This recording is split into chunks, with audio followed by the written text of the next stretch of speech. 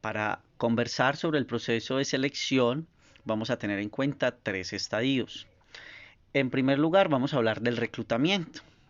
Es este espacio entonces que inicia cuando se hace una solicitud a nuestro proceso de desarrollo del talento humano para cubrir una vacante, para hacer un llamado a los aspirantes a esa vacante. Entonces se hacen anuncios, se presentan muchos aspirantes, muchas personas con la intención de ocupar esa vacante y nosotros revisamos esos currículums, revisamos entonces esas hojas de vida y seleccionamos de todas esas hojas de vida las que estén más acordes a cumplir las especificaciones del cargo.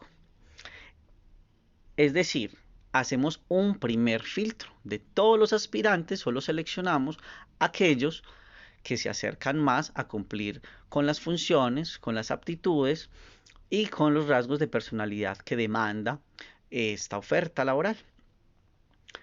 Luego vamos a pasar a un proceso de selección de todas las hojas de vida que revisamos.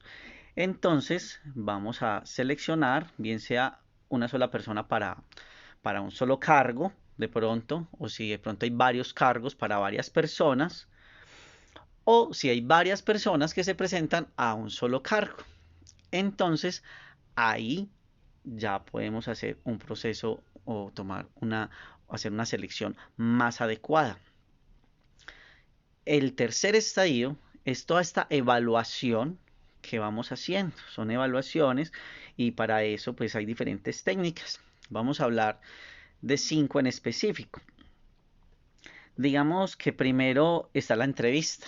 Una entrevista puede ser grupal o puede ser individual o podemos tener varias entrevistas en las que se presenten estos candidatos que fueron elegidos después del primer filtro y conversamos con ellos. Esa entrevista puede ser dirigida o no dirigida. Es decir, la dirigida tiene un fin, tiene una secuencia, está escrita, tiene un derrotero.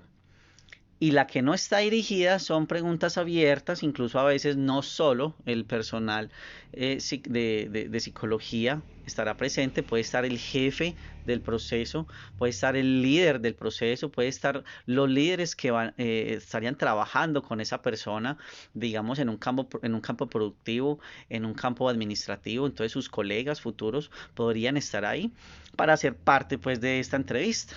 Entonces, así el candidato se va a ver expuesto a unas diferentes preguntas que son convenientes para una buena selección. Hay otras pruebas que serían de conocimiento, ya pasando las entrevistas, entonces las pruebas de conocimiento que pueden ser generales o específicas, generales en cuanto a cultura general, conocimiento de su sector, de su familia, de qué ha hecho, de su pasado, de su presente laboral y específicos que de pronto sean del cargo, como pruebas técnicas, si hay alguien para trabajar en un proceso de mantenimiento, por ejemplo, entonces una pregunta o una prueba es cómo medir con el calibrador, cuáles son los factores de conversión para realizar cálculos, cuál es el tipo de soldadura que debe aplicar para diferentes materiales o diferentes piezas mecánicas, cuáles son los tipos de ajustes que existen, los diferentes aceites, en fin. Luego vamos entonces a unos exámenes psicológicos. Esos exámenes psicológicos nos van a dar razón sobre las aptitudes generales y específicas de este candidato. Entonces eso lo contrastamos con las exigencias propias del rol y podemos empezar a tomar ciertas decisiones. Luego vamos a hacer unos exámenes de personalidad que nos hablan, digamos, desde lo proyectivo, desde los inventarios o desde los expresivos, vamos a tener noción sobre la personalidad, sobre esas competencias que tenga este candidato, digamos, en cuanto a su liderazgo, ante su capacidad de relacionarse con el otro, de trabajar en equipo, de verse sometido de pronto en algún momento a trabajos de alta presión, de pronto de alta dificultad y quizá expuesto a cumplir unos horarios a veces estrictos o muy tensos, entonces vamos a ver cómo se puede comportar esta persona.